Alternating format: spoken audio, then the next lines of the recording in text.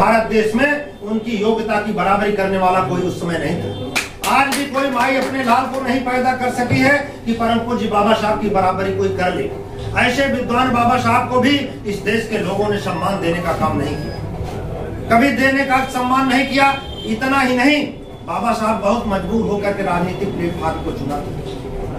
उन्होंने देखा इस देश बिगड़ी व्यवस्था में कि यही एक माध्यम है, पॉलिटिकल पावर ही मास्टर की है, जिसके माध्यम से सभी बंद दरवाजे खोले जा सके। चाहे हमारे शिक्षा का दरवाजा हो, चाहे हमारा न्यायपालिका का दरवाजा हो, चाहे कार्यपालिका का दरवाजा हो, चाहे व्यवस्थापिका का दरवाजा हो, चाहे जो भी व्यवस्थाएं हैं, सूत्रधार है, अगर सारे सूत्रों का निदान है तो केवल एक ही निदान है कि पॉलिटिकल पावर इज मास्टर की।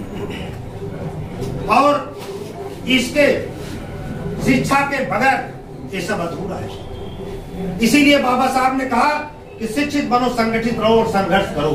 शिक्षा वो शेरनी का दूध है, जो पिएगा वो दहाड़ेगा। इसीलिए परम पूज्य बाबा साहब ने शिक्षा अर्जित करके हमारी आपकी बेहतरी के लिए लंदन की पार्लियामेंट में दहाड़ करके हमें आपको बोलने और बैठने सब कुछ अधिकार देने लायक जो दिया गया संविधान में है, बाबा साहब ने दिया। बाबा साहब को संविधान लिखने में 2 वर्ष 11 महीने 18 दिन लगा था। हमारे भाई बता रहे थे कि कई वर्ष बीत जाएगा उनके विचारों पर, संघर्षों पर हम लोग बात करें, लेकिन हम लोग बात नहीं किए।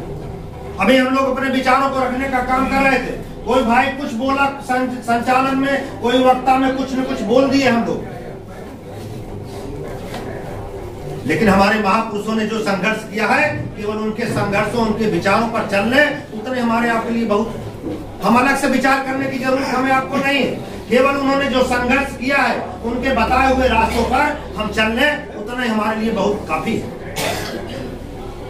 इसीलिए बहुजन समाज पार्टी के संस्थापक माननीय श्री कांसी राम साहब ने हजारों साल से बिगड़ी हुई व्यवस्था को बनाने के लिए उन्होंने सब कुछ त्याग करके 4200 किलोमीटर साइकिल चला करके पूरे देश में भ्रमण करके उत्तर प्रदेश को चुना पॉलिटिकल पावर।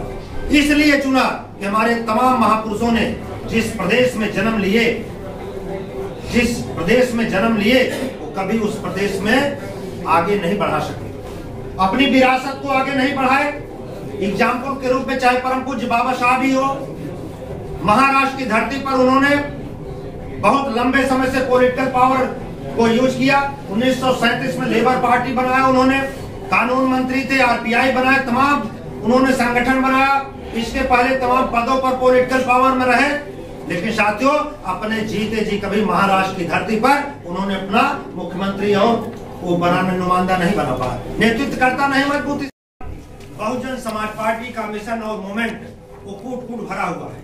उन्होंने भी संकल्प लिया कि हम अपने रिटायर होने के बाद बहुजन समाज में चल करके बहुजन समाज पार्टी के संस्थापक माननीय श्री कांसी राम साहब ने बहुजन समाज पार्टी की स्थापना किया। और आज बहुजन समाज पार्टी के संस्थापक हम लोगों के बीच में नहीं है। आज उनकी मात्र एक उत्तराधिकारी शिष्या उत्तर प्रदेश की जो 4 बार सफल मुख्यमंत्री के रूप में,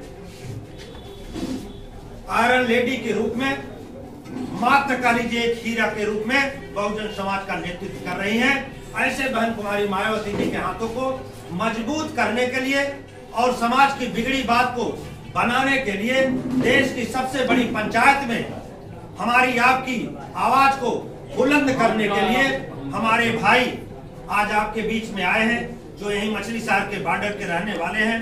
सोनहिता गांव है, एक छोटा सा कुनबा है, वहां से निकले, बहुत गरीबी झेल करके निकले हैं। ऐसे हमारे भाई रिटायर होने के बाद जो पंजाब की धरती पर आईएएस हुआ करते थे, तमाम विभिन्न पदों पर उन्होंने पद पर रह करके समाज का सेवा करने का काम किया। और इधर मछली शहर लोकसभा में 2 साल से ज्यादा 31 मार्च 2023 को इन्होंने रिटायर हुआ। रिटायर होने के बाद मुझे लगता है लोकसभा में 400-500 गांव को इन्होंने टच किया है। और बता रहे थे 20,000 से ज्यादा लोगों का नाम इन्होंने अपने डायरी में इंगित भी किया है। ऐसे हमारे नौजवान भाई, जुझारू भाई, उम्र चाहे जो हो, लेकिन बैडमिंटन से लेकर सब आज भी खेलते हैं, ये जान लीजिए। चलने में हम लोगों से भी तेज है। ऐसे हमारे भाई आपके बीच में जो पूर्व आईएएस हैं, भाई श्री कृपा शंकर सरोज जी, इनको आदरणीय बहन जी ने मछली शहर लोकसभा का प्रत्याशी बना करके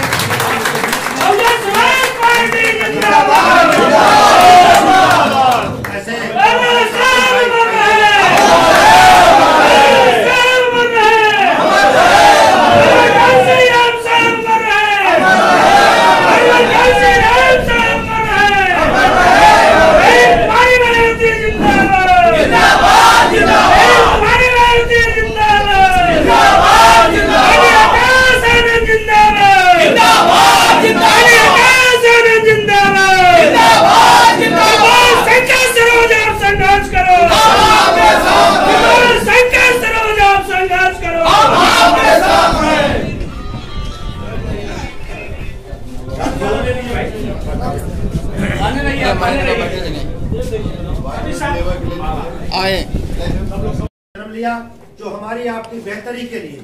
इसीलिए साथियों कहावत कही गई कि इस देश में जो भी हमारे महापुरुष आए तो निश्चित तौर पर उनको अपमान झेलना पड़ा।